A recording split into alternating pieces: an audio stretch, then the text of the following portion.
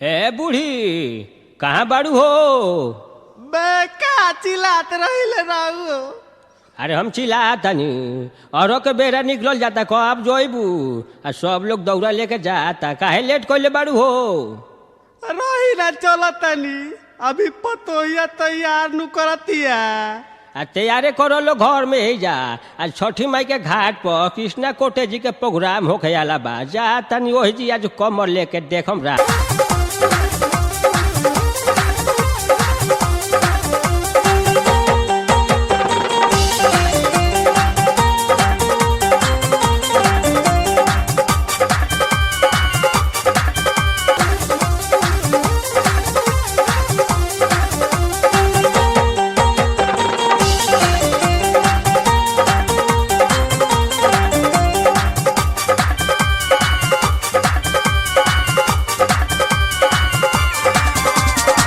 भरी फरहरी बुलोरो में आई गरीब लाचार के पहिले बटाई।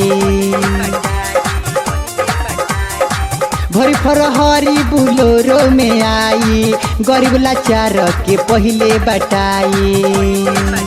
हाँ हाँ सबके दिहल जाई कपड़ो बाटल जाई सबके दिहल जाई कपड़ो बाटल जाई। कोट जो भक्ति में नील नील यार नील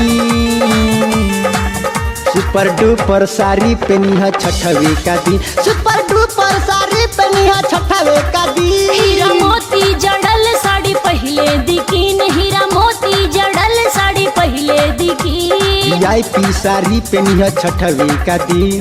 VIP साड़ी पहनी है छठवे का दिन। हीरा मोती जड़ल साड़ी पहले दिकीन हीरा मोती जड़ल साड़ी पहले दिकीन।